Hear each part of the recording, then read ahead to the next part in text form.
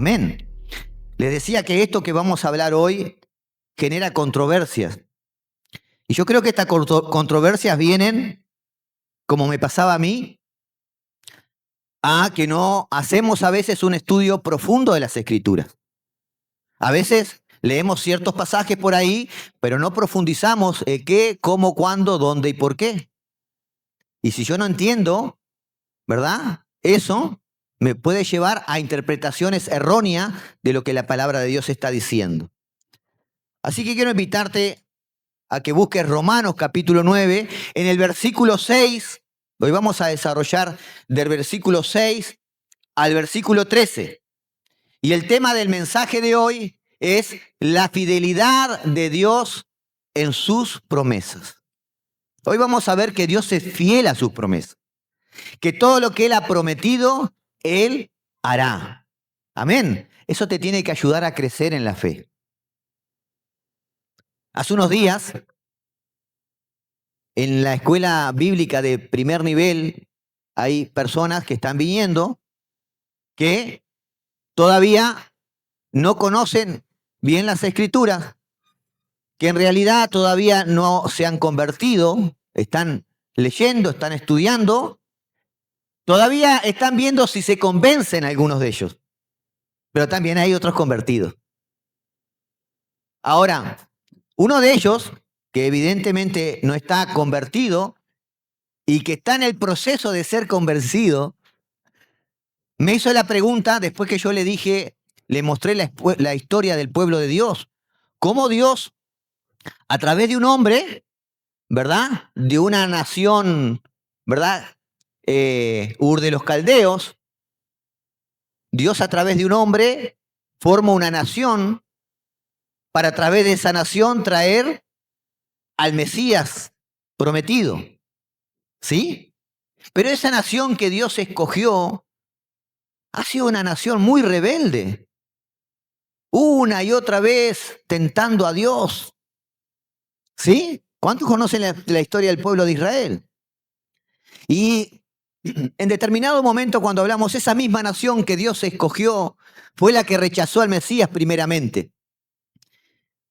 Y enseguida la pregunta fue, ¿pero entonces falló Dios en su plan? ¿No le salieron bien las cosas a Dios? Dios evidentemente había trazado un plan, pero al rechazarlo, ¿verdad? El plan no le funcionó. Bueno, eso se debe, ese tipo de pensamientos, se debe a la incorrecta interpretación de la palabra de Dios.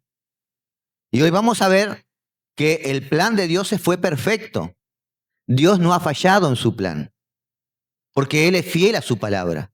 Amén. Romanos capítulo 6, capítulo 9, versículo 6. ¿Ya podemos ahí? ¿Sí? Va a ser hasta el versículo 13. Ahí está. No que la palabra de Dios haya fallado, porque no todos los descendientes de Israel son israelitas, ni por ser descendientes de Abraham son todos hijos, sino en Isaac te será llamada descendencia. Esto es, no los que son hijos según la carne son los hijos de Dios, sino que los que son hijos según la promesa son contados como descendientes. Versículo 9. Porque la palabra de la promesa es esta: por este tiempo vendré y Sara tendrá un hijo.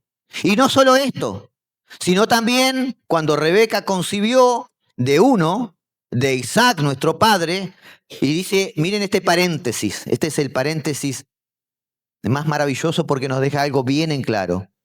Pues no habiendo aún nacido, ni habían hecho aún ni bien ni mal, para que el propósito de Dios conforme a la elección permaneciese, no por las obras, sino por el que llama, se les dijo, el mayor servirá al menor. Y esta frase que es muy controversial.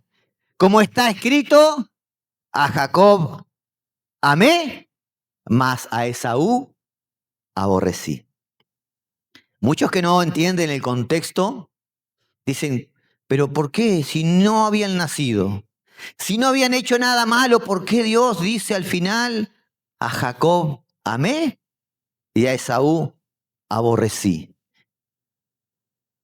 ¿Se han preguntado alguna vez esto o no? Aquellos que han dedicado tiempo a estudiar la palabra, ¿verdad que es una palabra, una pregunta válida? Dios ama a todo el mundo. Dios ama a todo el mundo. El otro día le contestamos a una hermana, Dios ama a todo el mundo, ¿en serio? Quiero hacer un breve repaso rapidito de lo que hemos visto hasta ahora. En la carta a los Romanos hoy estamos en la 4ª sección. Usted recuerde lo siguiente, las escrituras en su origen no fueron escritas ni con capítulos ni con versículos. ¿Puede entender esto o no? No había un capítulo 1, versículo tanto, no existía. Está bueno que tenga porque es una referencia para nosotros. El problema es cuando yo no logro entender el contexto porque me ato a ese capítulo o a ese versículo. Pablo lo que desarrolla acá, va desarrollando ciertos temas, va tratando ciertas enseñanzas para llegar a lo que él quiere llegar. Y lo primero que el apóstol Pablo desarrolla en esta carta va en la primera sección, que va del capítulo 1, versículo 18, al capítulo 3, versículo 23. Y yo creo que lo más importante de todo lo que hemos desarrollado hasta ahora, los otros 2 capítulos, este es el capítulo que con lo que vamos a hablar hoy, usted tiene que entenderlo. La primera sección que habló Pablo habla del diagnóstico de la condición humana ante el Creador. Pablo habla, ¿verdad?, de la necesidad del ser humano del Evangelio. Y él nos dice que toda la raza humana ha sido declarada culpable ante el Creador. Amén. ¿Es cierto esto? Bueno, si no lo creen, vayan a buscar capítulo 1, versículo 18, Romanos, el capítulo 3, versículo 23. Van a ver cómo Pablo desarrolla esto. La raza humana ha sido condenada, ha sido declarada culpable. Y Pablo lo expresa de esta forma. Él dice, no hay ni un solo justo. Ni siquiera uno, dice Pablo. Nadie es realmente sabio. Nadie busca a Dios. Y quédese con esto. Nadie es realmente sabio. Nadie busca a Dios. No hay ni uno que haga lo bueno. Ni uno solo lo reafirma. No hay temor de Dios delante de sus ojos. Esa es la condición del ser humano. Todos nosotros, toda la raza humana está en esa condición. A eso se está refiriendo Pablo. Y en el versículo 23, Pablo termina esta sección diciendo, por cuanto todos pecaron, están destituidos de la gloria de Dios. Toda la raza humana. ¿Amén? ¿Entendemos esto o no? Esa es nuestra condición. Esa es nuestra condición. Usted no busca a Dios. Dice, no hay quien busque a Dios. Ahora, el apóstol Pablo después, entre el capítulo 3, versículo 24 y el capítulo 4, el apóstol Pablo nos habla de la metodología que Dios va a usar para la salvación. ¿Y cuál es la metodología? La justificación. Amén. Todo eso lo van a encontrar en los mensajes que hemos subido a la cuenta del ministerio.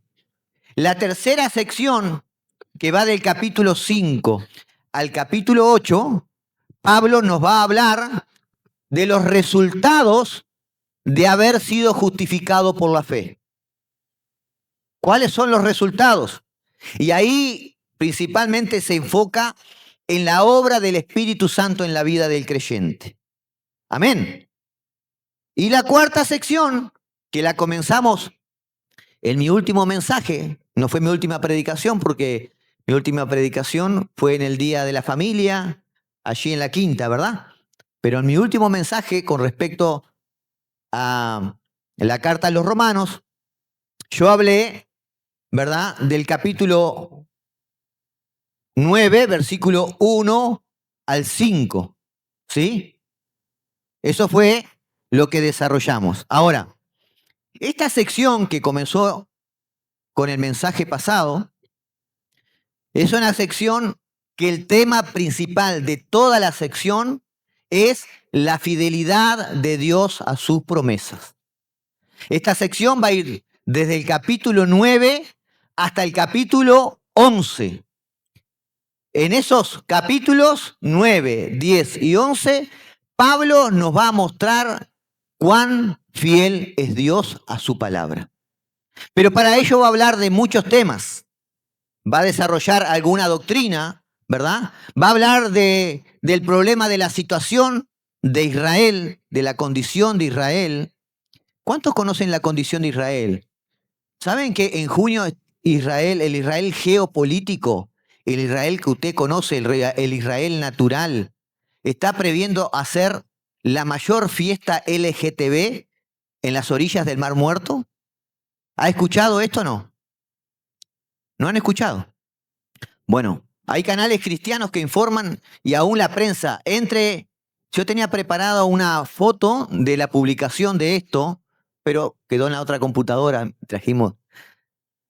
Hermanos, las personas en Israel están organizando para el mes de junio la mayor fiesta de la historia en Israel, celebrando el orgullo LGTB.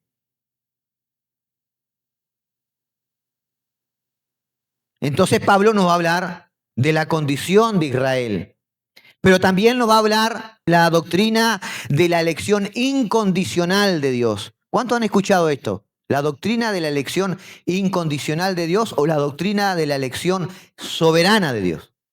Y yo les decía que esta doctrina genera mucha controversia por dos motivos.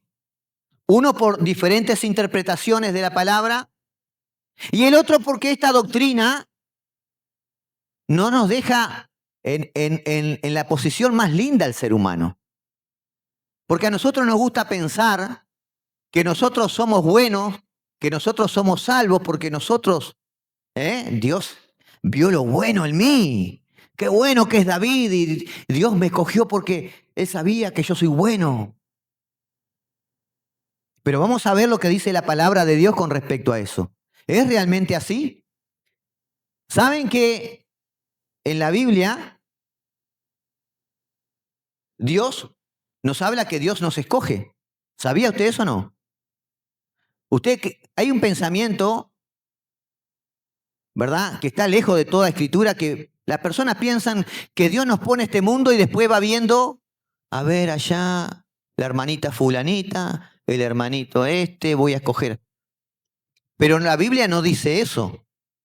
La Biblia dice en muchos pasajes que Dios ya escogió a su pueblo desde antes de la fundación del mundo. Dios ya escogió a los que iban a ser suyos desde antes de la fundación del mundo. Dios no es un Dios que va improvisando. Pensamos que Dios va improvisando. Dios no improvisa. Vamos a ir a Efesios capítulo 1, versículo 4 y 5. ¿Cuántos sabían que Dios... No levante su mano porque creo que unos cuantos aquí levantarían. Que Dios ya escogió a su pueblo. Que no es que Dios, a ver, se va a sorprender. Ay, qué bueno, Jenny se convirtió. Ay, qué bueno, Jenny vino a mi camino. Bueno, miren lo que dice la palabra de Dios. Efesios capítulo 1, versículo 4 y 5. ¿Podemos tener ahí? Efesios capítulo 1. Dice, Dios, está hablando de Dios, nos escogió en Él. Dios nos escogió en Él antes de la fundación del mundo, para que fuésemos santos y sin manchas delante de Él. En amor nos predestinó para ser adoptados hijos suyos. Primera de Pedro, capítulo 2, versículo 9. ¿Qué dice? Pero vosotros sois linaje escogido, escogido, real sacerdocio, nación santa, pueblo adquirido por Dios. Segunda Tesalonicenses capítulo 2, versículo 13. Yo quiero que a usted le quede bien grabado esto. Segunda Tesalonicenses capítulo 2, versículo 13. Dice, pero nosotros debemos dar siempre gracias a Dios respecto a vosotros, hermanos, amados por el Señor. Escuche esto, de que Dios os haya escogido desde el principio para salvación. Podemos seguir leyendo pasajes un buen rato más. La pregunta es, ¿a usted le queda claro que Dios escoge a su pueblo?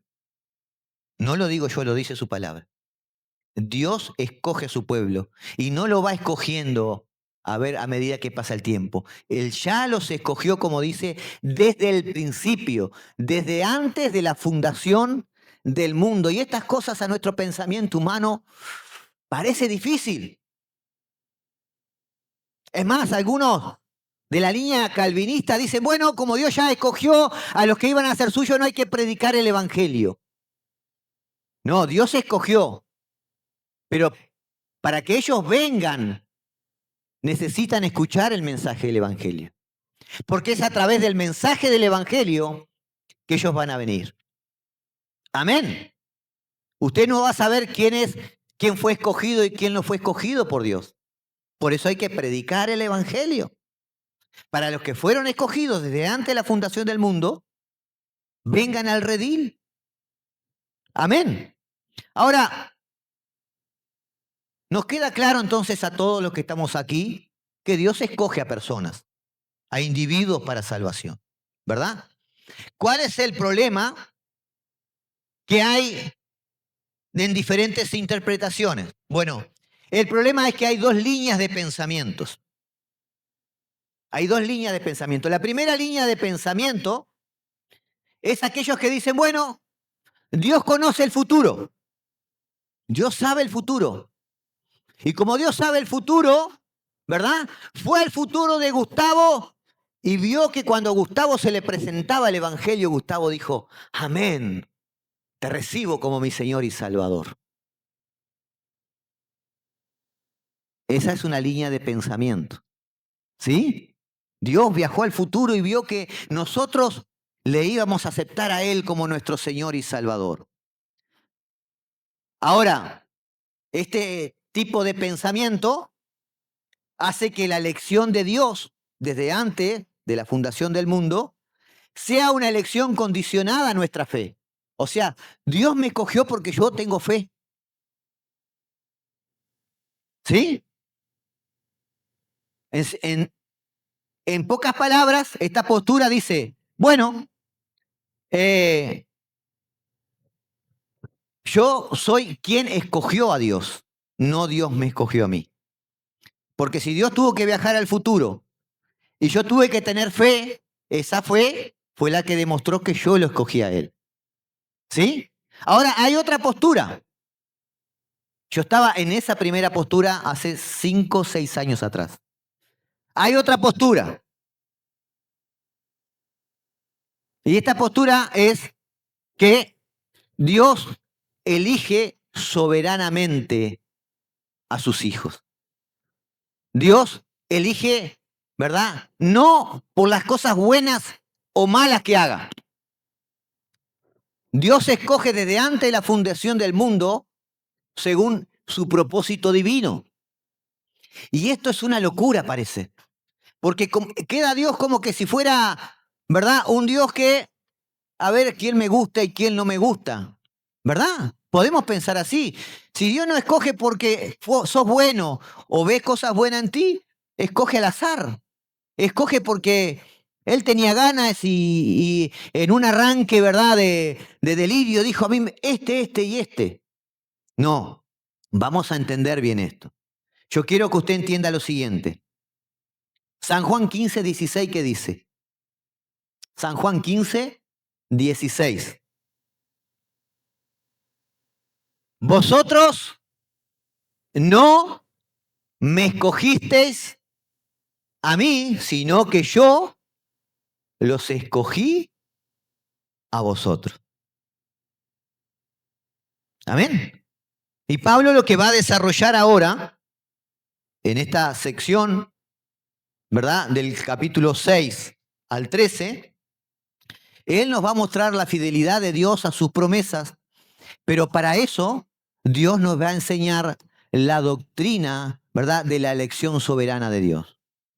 No es que Él esté específicamente enseñando eso. Él lo que nos quiere mostrar es la fidelidad de Dios.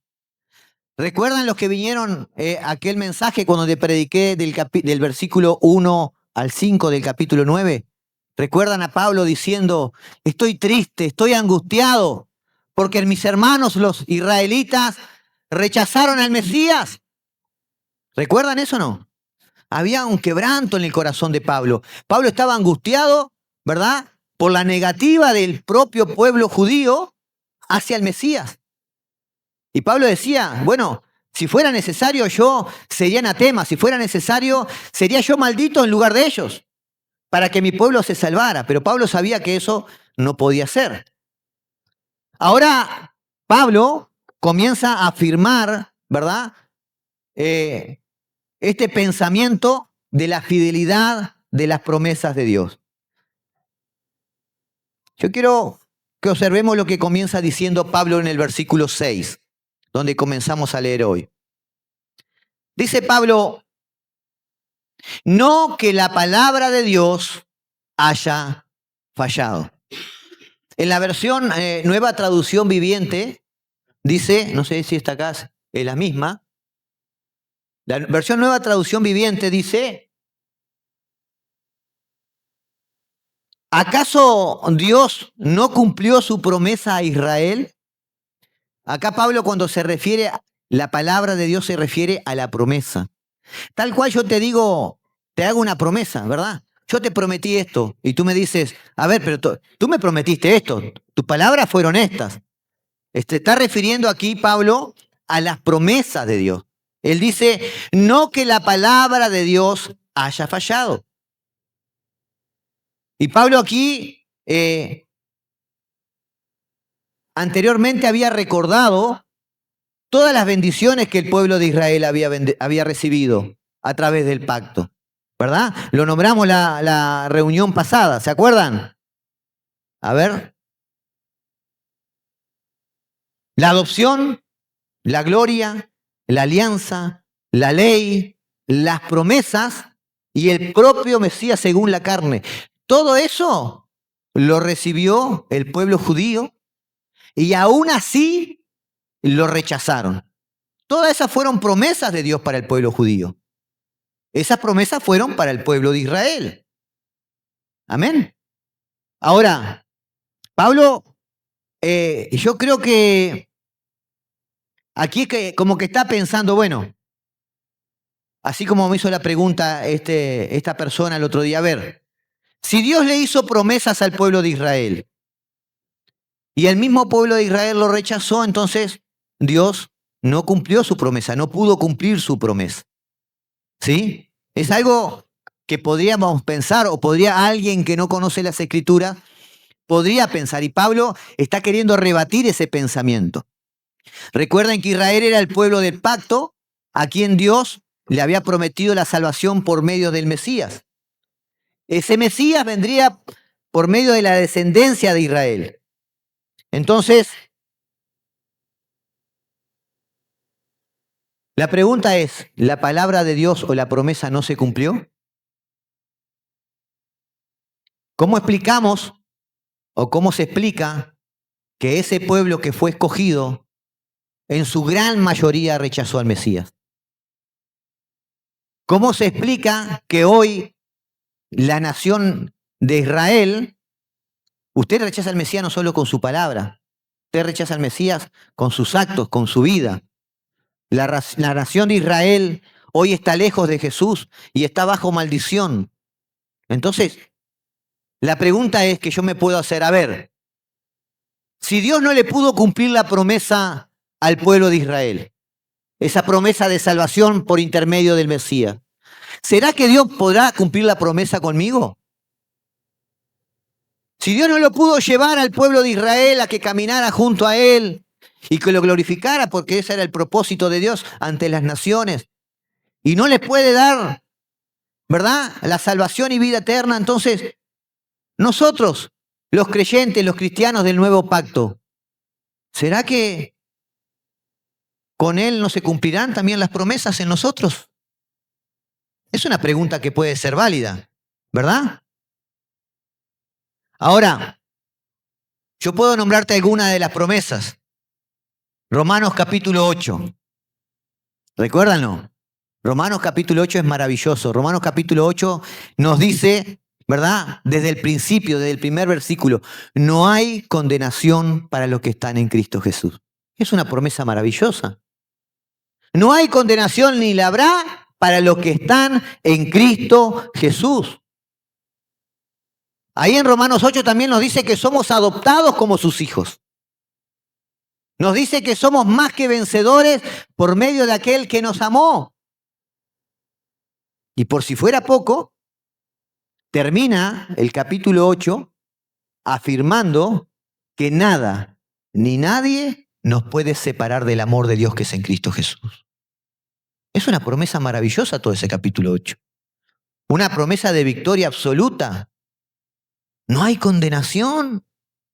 Somos hechos hijos de Dios. No solo perdonó nuestros pecados, sino a su vez nos hizo sus hijos y coherederos con Cristo. Yo no sé si usted espera una promesa mayor que esa. Es maravilloso. Pero ¿podemos nosotros confiar? Viendo la condición del pueblo de Israel, cómo están hoy en día. ¿Podemos nosotros confiar en esas promesas? Y Pablo lo que está haciendo aquí es eso mismo. Pablo a lo largo de estos 3 capítulos, del capítulo 9 al 11, él nos va a dejar bien en claro que sí podemos confiar en las promesas. Amén. Y para eso, uno de los puntos que Pablo va a tocar es enseñarnos la doctrina de la elección incondicional o la elección soberana. Entonces Pablo responde a la pregunta, ¿verdad? Si Dios falló en la promesa a Israel con la palabra no, porque la palabra de Dios, no que la palabra de Dios haya fallado, porque no todos los que descienden de Israel son israelitas. Y yo hacía una pregunta la vez anterior cuando comencé esta sección diciendo, ¿cuántos de los que están aquí creen que el Israel natural o el Israel geopolítico es el Israel de Dios? Levante su mano. Bien, me va a costar menos trabajo explicar. Entendamos que Dios tiene un Israel dentro de Israel, ¿sí? Está, ¿verdad? Pablo está diciendo acá, ¿no? Porque no todos los que descienden de Israel son israelitas. Lo explico en otras palabras. Que todos los descendientes físicos de Israel o de Abraham, ¿verdad? Que forman parte del Israel natural, no todos son el Israel de Dios. No todos son el Israel de Dios. No todos los que nacen en Israel son verdaderos miembros del pueblo de Dios. Amén. Cuando vemos el Israel geopolítico, ¿verdad? O el Israel natural. Ese Israel está compuesto, ¿verdad? Por los descendientes de Jacob, ¿verdad? El nieto de Abraham. ¿Por qué digo Jacob y no digo Abraham? Porque estoy hablando de Israel. Jacob es quien recibe el nombre de Israel. Amén. Entonces, lo que está diciendo Pablo aquí es, no todos los que son descendientes de Jacob, que son israelitas, son el verdadero Israel de Dios. Por lo tanto, la promesa de Dios no fue para todos ellos. ¿Sí? Lo vuelvo a leer de nuevo, si lo tenemos ahí. No todos los hijos, por ser descendientes de Abraham, sino por Isaac, será llamada descendencia. Amén.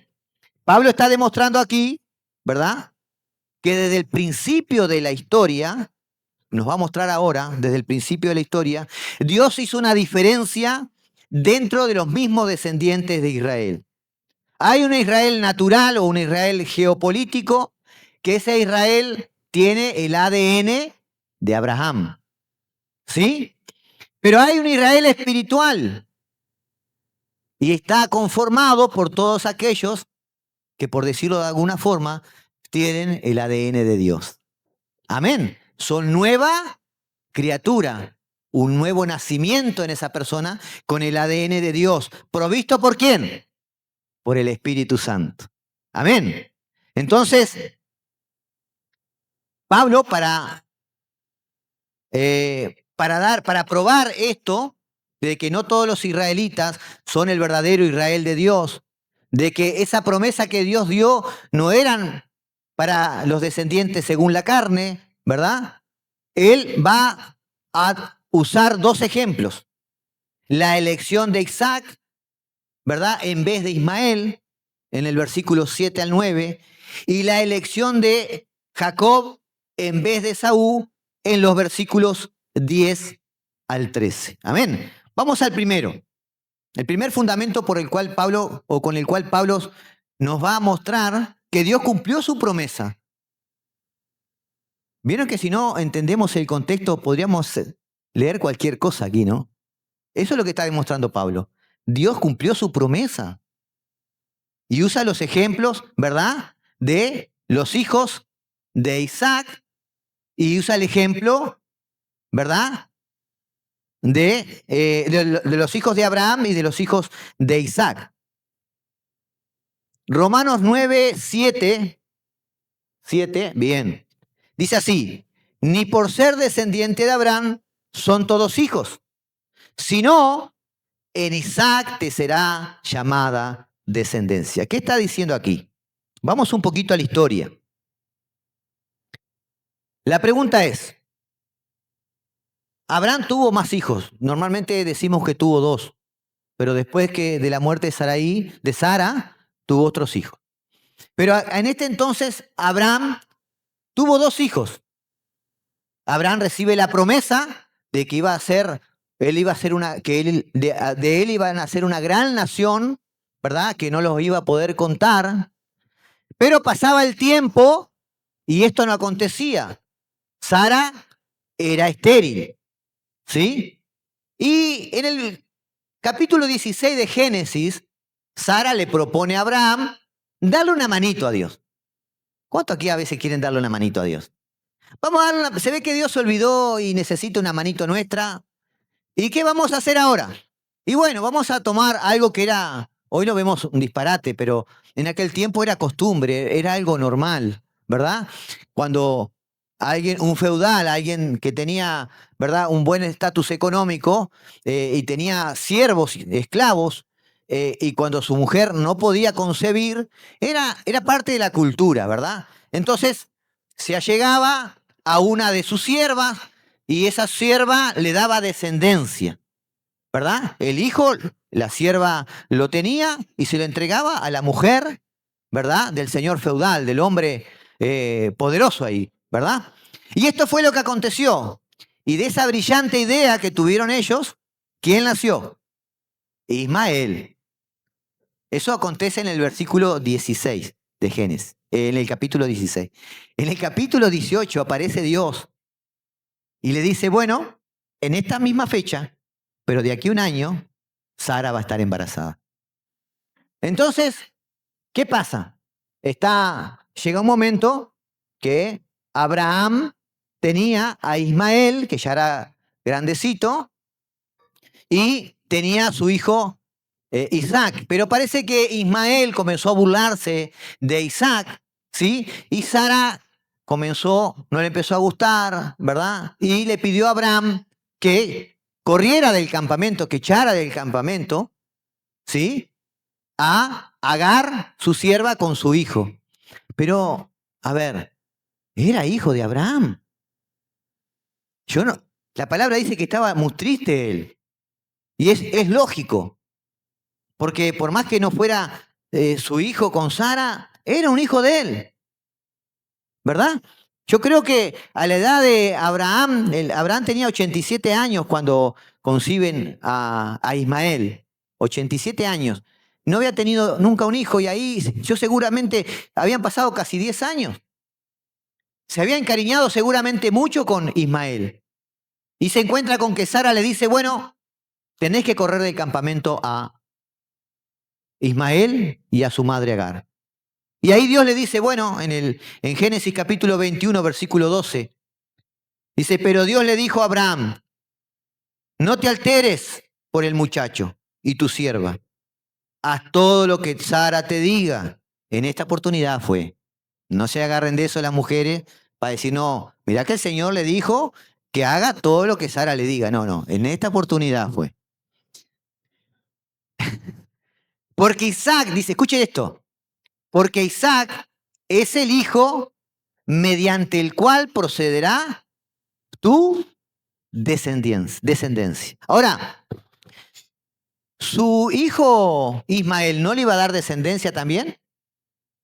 Claro que sí. ¿Por qué Dios le está diciendo esto? Porque Isaac era el hijo de la promesa. ¿Sí? Pablo da una aclaración, un argumento muy válido, ¿verdad? Para que podamos entender qué había pasado aquí. Dice, versículo 8, Romanos 9, sí. Esto es, no los que son hijos según la carne son los hijos de Dios. ¿Quién era hijo según la carne en Abraham? Ismael. No fue lo que Dios le había prometido, fue una decisión que Abraham tomó, ¿verdad? Junto con Sara. Sino que los que son hijos según la promesa son contados como descendientes.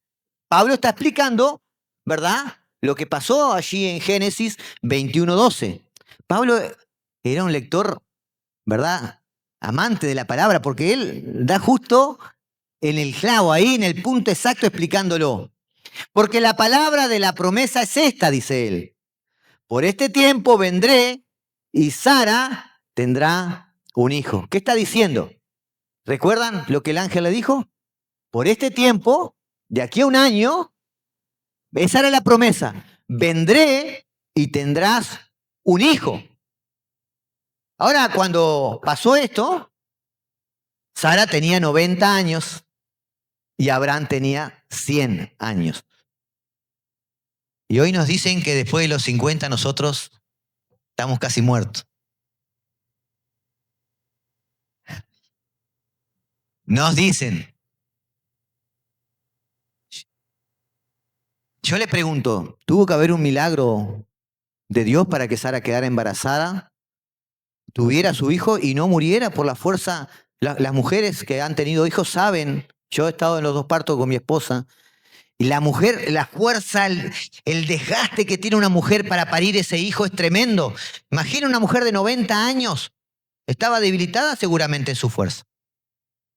Ahora, Abraham vivió hasta los 175 años. Estaba en la flor de la edad a sus 100 años. Amén. La promesa no era por Ismael. Ismael fue una decisión del hombre. El hombre decidió. Él quiso tomar, ¿verdad?, el plan de Dios por su propia cuenta. Pero Dios no actúa así. Dios no improvisa nada. Él tiene sus planes y todo preparado de antemano. Ahora, ¿y por qué entonces Dios lo dejó? ¿Por qué Dios permitió? Es una pregunta válida, ¿no? ¿Por qué Dios permitió que se uniera? ¿O por qué le dio un hijo? No le hubiese dado un hijo. Y yo creo por muchas opciones. Yo creo que podría haber probado de una a otra sierva. Dios no quería eso, ¿verdad? Pero también hubo muchas consecuencias. Yo creo que Dios permitió esto para que Abraham aprendiera de las consecuencias de querer ayudar a Dios. Porque su corazón, dice, se entristeció cuando Sara le pidió que ese hijo se fuera del campamento. Y yo creo que él en ese momento imaginó, no hubiese ayudado a Dios. Hubiese esperado el tiempo de Dios. Dios es soberano y Él sabe todas las cosas. ¡Qué locura cometí! ¿Cuántos de nosotros hemos hecho esto? Queremos ayudar a Dios muchas veces, ¿verdad? Ay, estoy en una deuda. Y allá voy a ayudar a Dios, me voy a meter en un préstamo, ¿verdad? Y a los 3 meses se comió el préstamo y ya estoy más arriba. Voy a ayudar otra manito. Como Dios todavía no me contesta, le voy a dar otra manito a Dios. Me voy a meter en otro préstamo más. Y ahí vamos por la vida queriendo ayudar a Dios. Hasta acá. Y así vivimos la vida, desesperados. Espere el tiempo de Dios. El tiempo de Dios es perfecto para todas las cosas. Amén. Él sabe todas las cosas. Y su plan es perfecto. La Biblia dice que todas las cosas ya nos fueron dadas en Cristo Jesús. No te falta nada. Lo tienes todo. Lo que necesitas, lo tienes todo. Ahora, cuando tú te pones avaro, codicioso, ¿verdad? Te pones envidioso y porque ves que aquel tiene aquello y aquel tiene lo otro. Y empiezas, Señor, dame aquello. El Señor sabe que en tu corazón está la envidia, la codicia. No te lo voy a dar porque vos tenés que aprender a esperar el tiempo. Conforme prospere tu alma, yo te voy a bendecir. Amén. Dele un fuerte aplauso al Señor. Fuerte, fuerte, fuerte, fuerte, fuerte. ¡Aleluya! Entonces, Isaac representa los hijos de la promesa, mientras que Ismael representa los hijos de la carne. ¿Sí? Ahora, lo mismo podemos decir del resto de la descendencia espiritual de Abraham, ya sean judíos o gentiles, lo mismo podemos decir. Los hijos de la promesa son el Israel de Dios. Los hijos de la promesa son el Israel de Dios, ya sea judíos y gentiles. Ahora, hay algo que tenemos que entender. Nadie puede hacerse hijo de Dios por voluntad propia.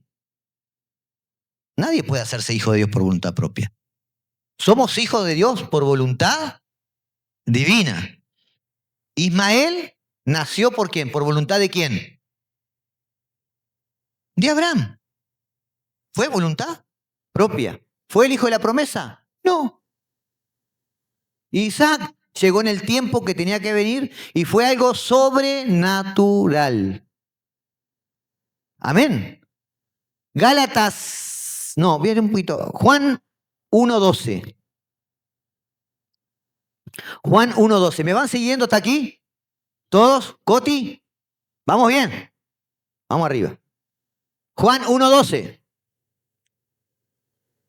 Pero, ahí está. Pero a todos los que le recibieron le dio el derecho, algunos dicen la potestad, de llegar a ser hijos de Dios. Es decir, a los que creen en su nombre, que no nacieron de sangre, los que vinieron a Dios no nacieron de sangre, ¿verdad? Ni de voluntad de carne, sino de qué? Ni de voluntad de hombre, sino de voluntad de Dios.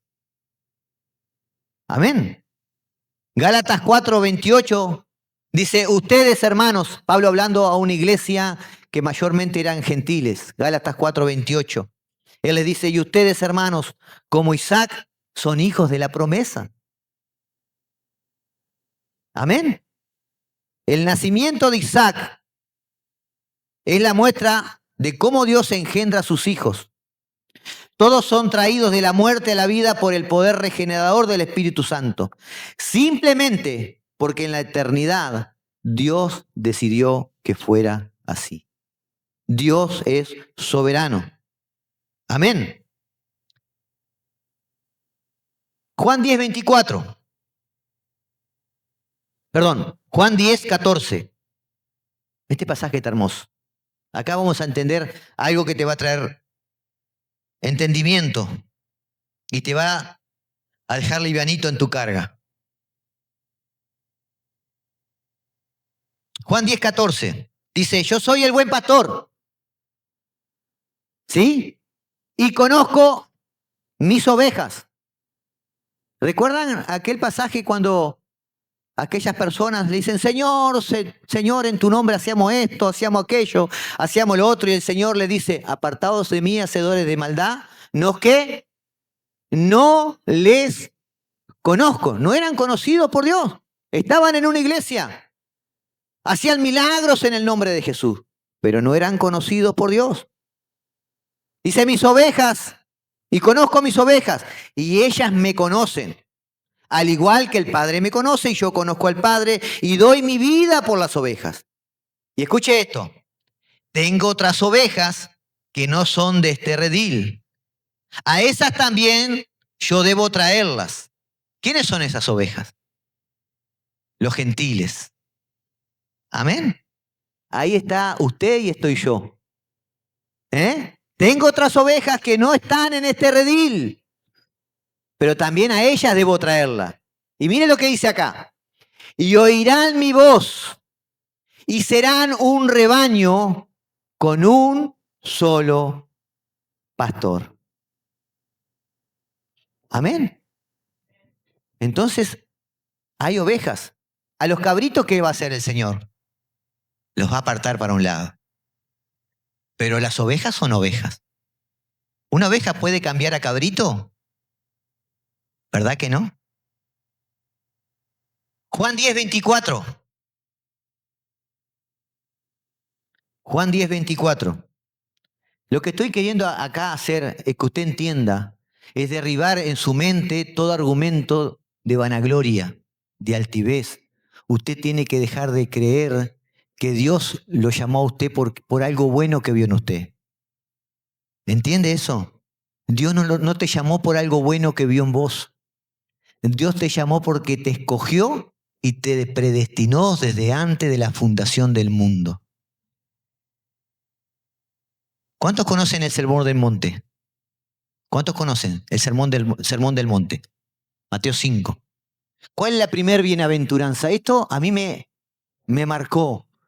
Bienaventurados los pobres de espíritu. Y está hablando espíritu con minúscula, el hombre, el espíritu del hombre. Bienaventurados los pobres de espíritu. ¿Por qué dice? Porque de ellos es el reino de los cielos. ¿Qué está diciendo? Bienaventurados aquellos que reconocen que no hay nada en ellos. Pobres de espíritu. Que si no fuera por la gracia y misericordia de Dios, no podríamos hoy alcanzar la salvación y vida eterna. Bienaventurados aquellos que reconocen que no hay forma, no hay mérito en su vida para que Dios te ame. Dios te ama porque Él decidió amarte. Y tú lo amas a Él porque Él te amó primero. Amén. Dale un fuerte aplauso al Señor. Aleluya. Gloria al Señor. La iglesia debe sacar ese pensamiento humanista. Dios quiere una mejor versión de Walter. Mentira. Dios quiere que Walter muera y que Cristo nazca en él. Dios quiere que Walter desaparezca con su orgullo, con su altivez, con su arrogancia, con su pecado, y que Cristo, el carácter de Cristo, fluya en él. Walter no va a poder nunca dar luz. El que da luz es Cristo en la vida del creyente. Es en Cristo que podemos alcanzar la salvación y vida eterna. En Juan capítulo 10, versículo 24, los judíos le preguntan a Jesús, ¿hasta cuándo nos vas a tener en este suspenso? Si tú eres el Cristo, dínoslo claramente. Y Jesús le dice, ¿se lo he dicho a ustedes y no creen? Muchas veces se lo he dicho y no creen. ¿Sí? Versículo 26, pero miren esto. Pero ustedes no creen, ¿por qué? Porque no son de mis ovejas. Por eso no me creen. Y dice el 27, mis ovejas oyen mi voz y yo las conozco y me siguen. Y yo les doy vida eterna. Y jamás perecerán. Y nadie las arrebatará de mi mano. Porque mi Padre que me las dio es mayor que todo y nadie la puede arrebatar de las manos de mi Padre. ¿Usted está seguro en Cristo Jesús? Dele un fuerte aplauso. ¡Aleluya!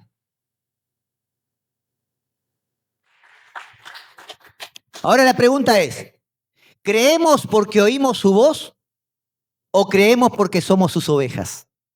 Ellos no creen porque no son mis ovejas, pero mis ovejas oyen mi voz y me siguen. Creemos porque somos sus ovejas. Oímos su voz y le seguimos porque somos sus ovejas. No hay mérito en nosotros. Es gracia y voluntad de Dios sobre la vida de las personas, rescatándonos, quitándonos de la muerte eterna y trayéndonos a la vida eterna, su luz admirable. Pero la iglesia se ha permeado con un humanismo, poniéndonos a nosotros en un lugar que la palabra de Dios no lo dice.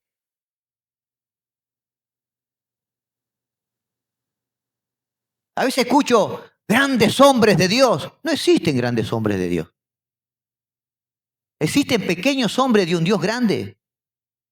Pero cuando tomamos lugar, grandes hombres de Dios, empezamos a llenarnos de orgullo, ¿verdad? Y dejamos de escuchar la voz de Dios y queremos ser nosotros los que hablamos. Y ahí comienzan a surgir ministerios con arcángeles, apóstoles, profetas y diciendo cosas ahí.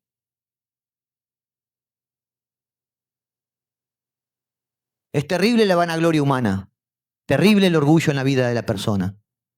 ¿Y cómo hace que los creyentes pierdan la unción? Tenga siempre ese espíritu quebrantado ante Dios. Amén. Reconociendo que nada puede alcanzar por su propia fuerza. Mira, hermano, yo llevo tantos años y cada mañana vengo al Señor y le digo, ayúdame, Señor. Ayúdame. Yo sé que soy débil, mi carne es fuerte, pero tu espíritu es poderoso. Que mi carne quede sometida a ese espíritu y Él me guíe para que yo te dé gloria y honra a ti, Señor.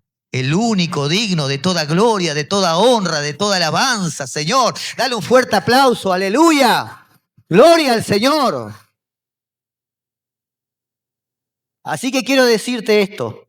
Si tú hoy estás en Cristo, es porque Dios decidió que tú fueras uno de los suyos.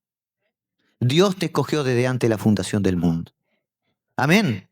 Y el segundo ejemplo que Pablo da, ¿verdad? Es entre Jacob y Esaú. Romanos 10 al 13. Rapidito voy a profundizar en esto. Nosotros hasta aquí cuando vimos el ejemplo de Isaac y el ejemplo de Ismael, podríamos decir, bueno, es claro que Dios escogió a Isaac sobre Ismael porque Ismael fue el fruto, ¿verdad?, de la unión de Abraham con una sierva. Y por si fuera poco, esa sierva era egipcia. Podríamos pensar eso.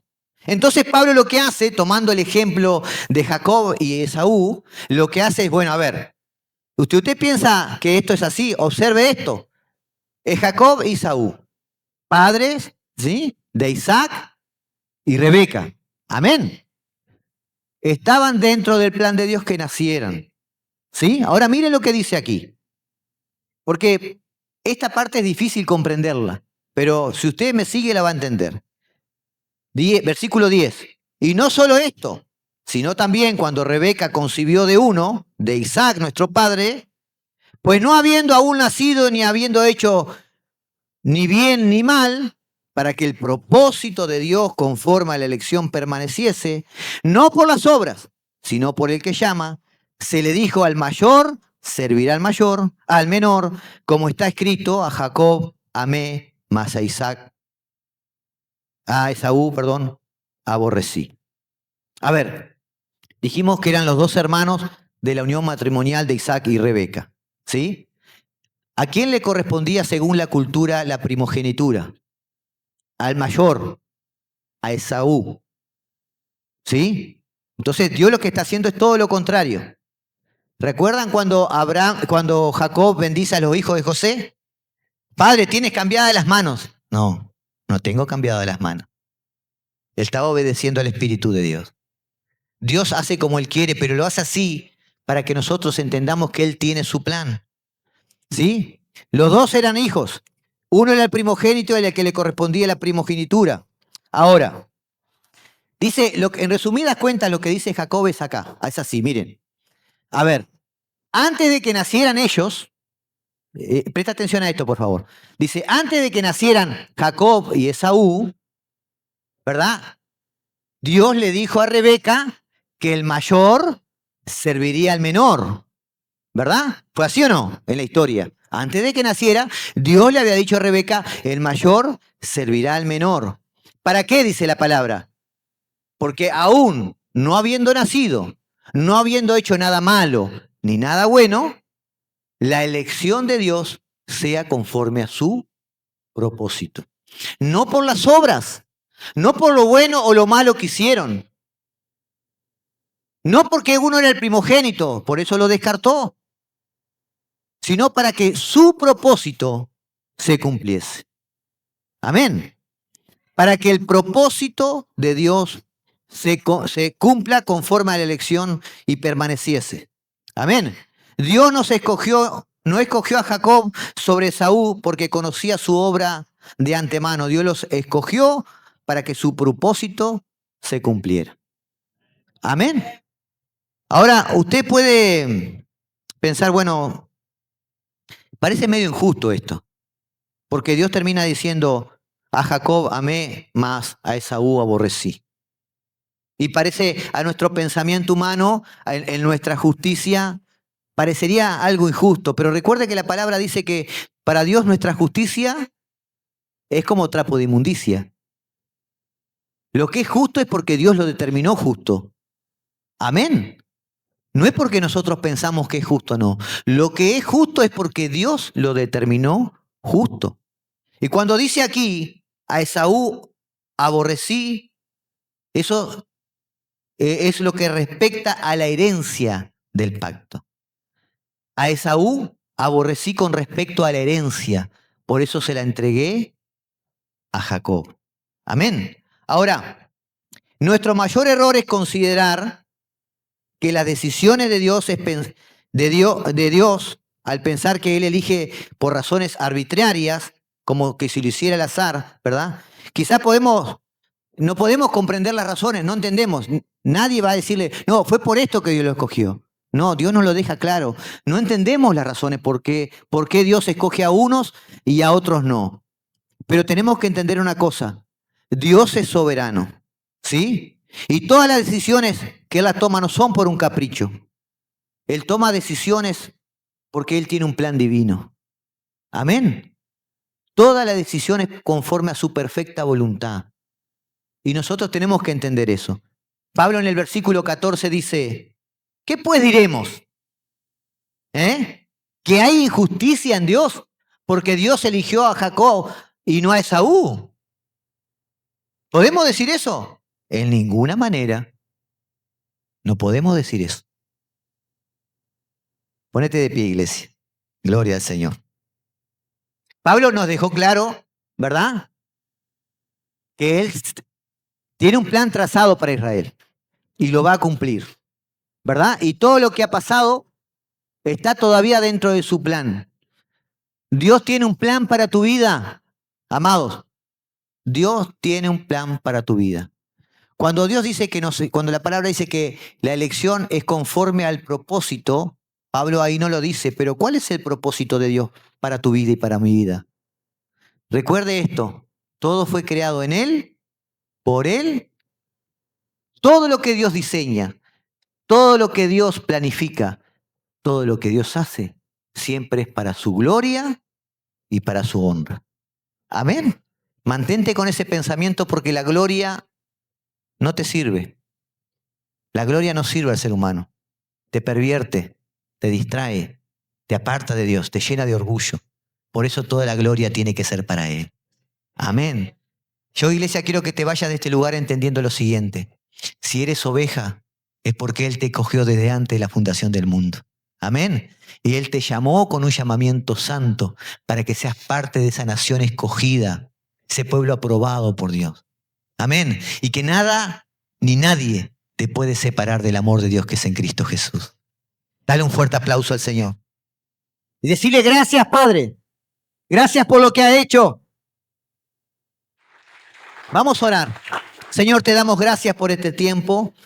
Queremos agradecer, Señor, en gran manera tu maravillosa palabra, Señor. Agradezco, Señor, la fuerza que le diste a mis hermanos ahí, Señor, para sostenerse atentos, Señor, y mantener este tiempo de atención, Señor, escuchando tu palabra. Y yo te pido, Señor, que esta palabra no solo quede en el entendimiento y el conocimiento, sino que sea revelada a sus corazones, a sus mentes, para que ellas puedan vivir, Señor, en las maravillosas victorias que tú has preparado para tu pueblo. Te lo pido en el nombre precioso de tu Hijo amado Jesucristo. Y la iglesia dice amén, amén y amén. Dale un fuerte aplauso, aleluya.